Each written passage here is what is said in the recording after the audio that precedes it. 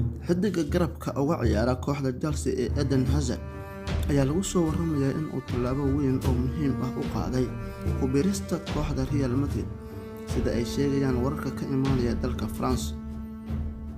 Xidiga reer Belgium ayaa bartilmaameedka koowaad u ah kooxda Real Madrid xilli Los Blancos ay isbedel weyn lagu sameyn doono dhammaadka xilli ciyaareedkan kadib xilli ciyaareedka aad u liita.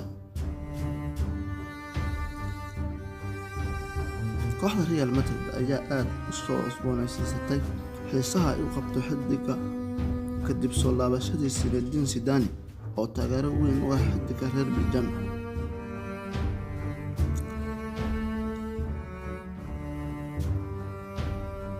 Hazard ayaa dhowr jeer qirtay in uu ku riyoodo hoos ciyaarista Zinedine Zidane, halka uu sidoo kale ku riyoodo inuu xidho maaliyadda Real Madrid ee caddaanka ahi.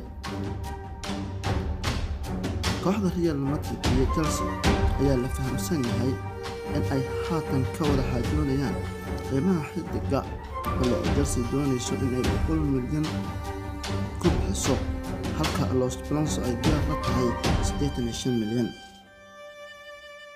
Sida ay u badan tahay waxaa la filayaa inuu Hazard noqdo xidig Real Madrid ah ka hor dhammaadka xilli ciyaareedkan, sida ay sheegayo wargeyska Televote.